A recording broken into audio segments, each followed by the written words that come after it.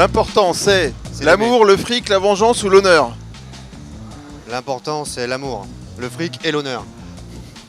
Ouais, l'amour et le fric, ouais. Allez. Moi, je dirais, par contre, l'amour, le fric, l'honneur, mais pas trop la vengeance, quand même. Ah bon? Non. Je suis pas dans un esprit de revanche. et de T'es un vengeance. gentil garçon. Bon, allez, à Voilà, toi. moi, je tends l'autre joue.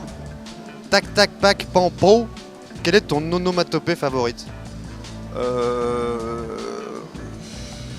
Pimpon. Pimpon? Pimpon. J'ai pas fait, Pimpon. on n'a pas fait Non, de on l'a pimpon. pas. Dans les polars américains, c'est plus rare. C'est les du pimpon, ouais. Moi, j'aime bien les onomatopées. Je pense que ça fait vraiment partie du langage de la BD.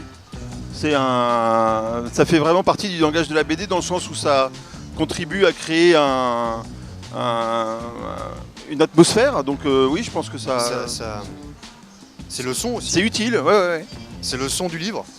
Et puis les onomatopées, c'est un moment dans l'écriture où on peut être un peu créatif, où on peut inventer des choses, des orthographes, c'est assez marrant, moi j'aime bien. Ton plus gros défaut, ta plus grande qualité. Vas-y, je t'en prie. Mon plus gros défaut, je me fâche rapidement. Et ma plus grande qualité, c'est... Tu fâches rapidement. non, c'est je pense l'opiniâtreté, voilà. J'avais répondu ton plus gros défaut. Mon plus gros défaut, c'était l'intelligence. Et ma plus grande qualité, la connerie. Quelle est ton arme préférée? Moi j'aime bien les revolvers, voilà. Ah ouais? Ouais, j'aime bien. En plus c'est plus fiable. En 45 plus. Ouais. Ah ouais. Ouais. Ancien, moderne? Ouais, non, ancien. Ancien, ouais. Les revolvers c'est plus fiable, ça s'enraye pas, c'est impeccable. Si j'étais humoriste, j'aurais dit l'humour. Et vu que je suis dessinateur, je dirais le dessin. J'aime bien les armes anciennes, fusil Winchester par exemple. Voilà. Non mais je crois que tu as raison, l'esprit de cette question c'est de répondre l'humour, Je veux dire que je suis très- le crayon, le dessin. Faut faire semblant d'être poète, tu vois. Ouais, non mais oui, mais bon. À toi, Moi j'aime bien être terre à terre, moi. t'as raison.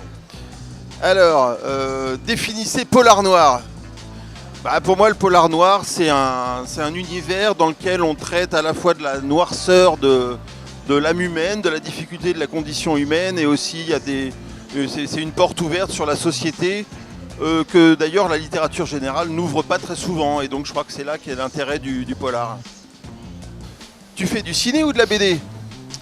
J'ai pas envie d'être considéré comme un cinéaste frustré, parce que j'ai toujours aimé faire de la BD. Depuis que je suis tout petit, je voulais dessiner, et je voulais pas faire du cinéma.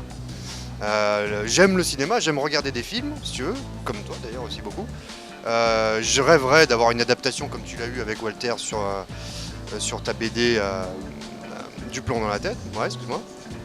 Ça aurait été un rêve. Côtoyer Walter Hill, le rencontrer, ça a été un rêve. L'entendre parler de cinéma, c'était génial. Toute son expérience, toutes ses rencontres, c'était super. Mais moi, je respecte avant tout la bande dessinée, quoi. Quand j'étais gamin, je rêvais de Gaston Lagaffe et de Blue Perry et tout ça, quoi.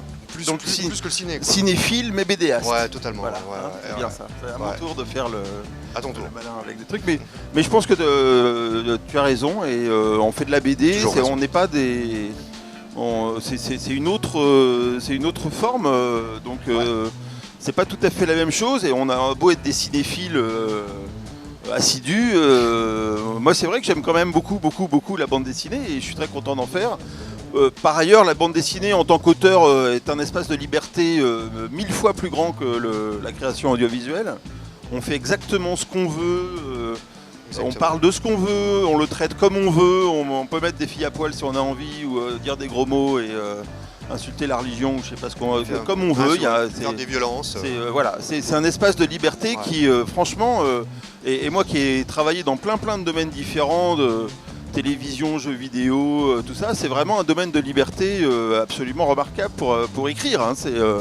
Et puis il y a le côté visuel, c'est un art visuel, donc le scénario est au service du dessinateur. Et donc ça aussi, c'est quelque chose de très intéressant à faire. Et donc voilà, mais Amérique années 30, complexe à mettre en scène, des références, de la doc. Des références. Les bagnoles, les décors, tu vois, ouais, tout ça. de la doc, beaucoup, ouais, j'ai beaucoup sur internet. Je suis passé des heures sur internet pour trouver le Los Angeles des années 30. J'ai trouvé Les beaucoup costumes, de photos. les fringues, Ouais, les costumes, ouais. ouais. Tu m'avais conseillé une série à l'époque quand on a commencé qui s'appelait Broadwalk Empire, je crois. Une série sur les années 30 aussi. Ouais. J'ai regardé quelques épisodes pour pouvoir effectivement m'inspirer des costumes qui sont super. Et quelques références, des références ciné évidemment, que j'avais vues dans ma jeunesse, comme Borsalino, toujours avec Alain Delon. Non, mais ce qui compte, c'est de dire que dans la bande dessinée, effectivement, on se documente, on fait des recherches, on travaille. Beaucoup. Et c'est en général, les albums sont le reflet aussi de ces recherches, soit documentaires, soit aussi littéraires, hein, de voir comment les sujets étaient traités, comment un sujet est traité ailleurs, par d'autres, ou à l'époque. Mais c'est les années 30 sont des années qui sont quand même ancrées dans notre inconscient, quoi. On a beaucoup vu tous ces films, on connaît. Donc ça n'a pas été trop complexe.